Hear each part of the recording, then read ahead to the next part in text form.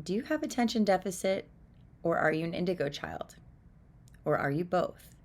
I want to share with you a recent interview I did with what I would call the godfather of indigo children. I want to share with you some deep dives and connections here. If you're highly sensitive and you've always had a strong will and you've always kind of felt like society is wrong and you had an issue with authority figures and you're actually really intelligent but do things differently, watch this video.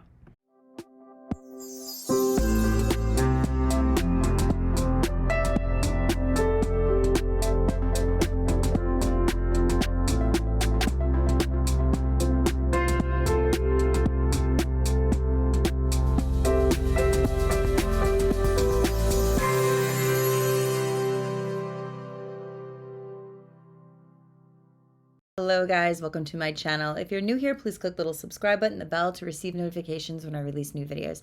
And if you've been with me for a while, thank you so much and welcome back.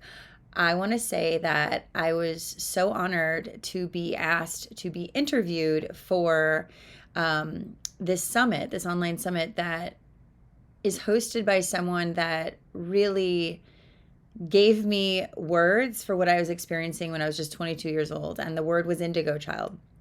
I read a book in 2001 about the care and feeding of indigo children. And then I went into reading the Indigo Child book, and I really found the connection between attention deficit and being highly sensitive or indigo children, right? And so I did their interview today, and it was incredible. I have a little clip of it on my Instagram, and I will share the entire interview when it is live. And it was just so cool to talk to the person that came up with the concept and to really share and to be validated. He's like, wow, you're really a front runner, Indigo. Like, we really wanted you for our show because XYZ, like the work you're doing in the world is so necessary. To hear that from someone that you really looked up to is incredible. And so after the interview, I was thinking, I should share more about what's in my book here because I am going to be publishing it probably this year. And the main piece was that most indigo children are labeled ADHD. What I call it is attention dialed to a higher dimension. Why are so many highly sensitive people who may or may not know even what indigo child means? It's your indigo aura. You have the aura of your indigo color, which is your third eye, which is insight, which is intuition, which is high sensitivity. And the reason so many of us get misdiagnosed or diagnosed or labeled is because we do things differently. We push against the norm. We're not born to fit in here. And we're breaking down old systems, but we have to be empowered to be able to really do that and really listen to our inner guidance. And a lot of times Ritalin and things like that blocks that. I've heard many people say it really helped me focus. It really helped me. Yeah, I'm sure it did help you focus. If your focus and your desire is to really study the things in front of you. But for a lot of us, it's not. For a lot of us, we're highly creative, we're highly sensitive, we're highly musical, we're highly wise, beyond the systems of the educational system and beyond. So it's a struggle. And what you have to also know is that we were in basically a narcissistic society that refused to mirror our differences. So we learned to gaslight ourselves. We learned to hold shame inside of ourselves. We learned to doubt ourselves. And in doing that, we're, in my opinion, holding back the evolution of society because we need differences to make a difference. We need to be the change that we wish to see. And they asked me one question. They said, what would you do to change the systems in the school? Because that was one of my big ones. And I said, well, first of all, I'd have emotional intelligence classes. Second of all, I would have different forms of teaching for different forms of learning. Instead of telling everyone they're wrong if they don't learn one way, I was a visual learner. I didn't have a visual teacher. I had to learn to teach myself. And they loved that. And they said, what would you say to yourself if you were the teacher? And I'd say, focus on the things you're really good at. That's your jam. The stuff you don't really like, it'll be easier for you when you're really focused and validated on the things that really light you up. And that's the reality. We need to really be nurtured and nourished for our own genius instead of told we're wrong. We need to fit into a box that doesn't feel right for us. Because then what happens is we disconnect from self and we abandon self to survive. If this is reaching you, then there's a lot to say about this, right? A lot of indigo children are now adults. I was one of the first, born in 1978. A lot of you in your 30s, some 40s, and you're having children now too. And you're the coolest parents I've seen because you just want your child to be their authentic self. And that's what we didn't have when I was growing up. And I think a lot of things are changing right now in the system as well. And really having a different relationship. If you are one of those people that have been labeled with ADHD, having a different relationship to it. It is your gift. It is your branding of being different to make a difference. Sure, you're going to have difficulties in the current structure because they're not made for you.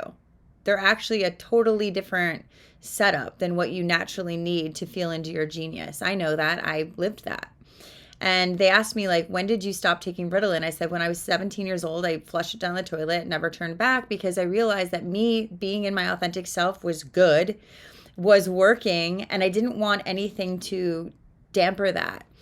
And would it have helped me to focus on school? Maybe.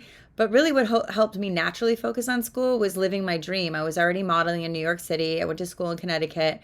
I was already doing the thing that made me validated and thrive. So I didn't really have the pressure on me that caused anxiety to study. I was able to study with more grace and ease because a lot of that pressure was off me. And so it's really about taking the pressure off yourself so that you can really be more connected to yourself and really teach yourself to focus in different ways.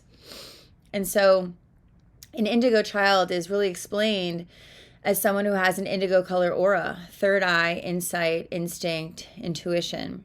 You move through life from feeling, not from thinking, honestly, and you are heart-centered. You have a very specific mission, and you'll be really good at that thing, and you'll be really excited about studying that thing and focusing on that thing. And if you have a lot of trauma, because a lot of us did, because we were born into the wrong type of a system, you're probably battling some toxic trauma and some relationships and things because of the upbringing, because of society, and that can be healed. That's all my courses are, just healing that. And emotional rehab, my first course, why? To get you back in touch with your true identity. Shadow work, why? To dive into the shadow, to welcome in your shine. And I Am Worthy course, why did I build that? So you can understand how to anchor the truth of you. I told them today in the interview, you already are worthy and abundant. It's about believing and trusting that that is so. Believing in yourself.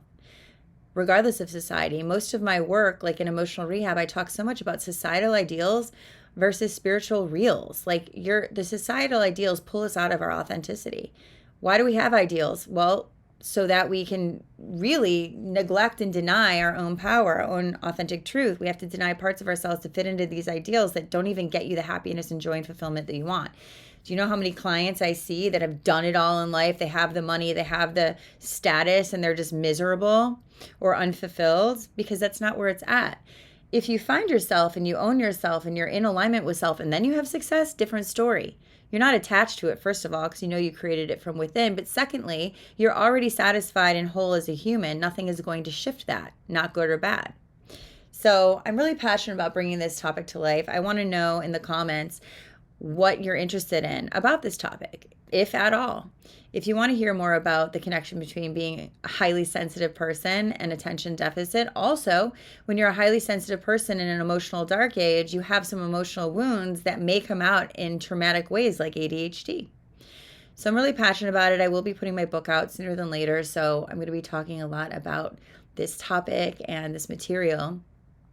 But I really want to know from you guys what you want answered, because I could talk about this for years. Seriously, I have been talking about this for years. If you feel like you have a strong will, an adversity to authority figures who you know and feel are not in their truth, systems that you know and feel are wrong, relationships or parenting that you know and feel is wrong, education system, all the systems that you know and feel do not have integrity in them, you're not alone. But it's really about healing those emotional wounds back to the alignment with your true self. I'm here for you. Please go say hi to me on Instagram. I'm going to be posting a lot about this and the interview when it becomes public. Also, like I said, please leave your questions or your interest about this in the comments so I know how better to guide you. Also, don't forget to check out my podcast. A new one is coming out about frequency, how to create frequency and hold the frequency. Also, Inner Work is starting. My only live course is starting June 16th. I teach it live, 90 minutes a week for 8 weeks. If you want a seat there, please check out the links below. If you want your community who's talking about this stuff all day long, the Truth Room membership. So please check all of that out. I love you guys. Share this with one person you think it could help. More on that soon.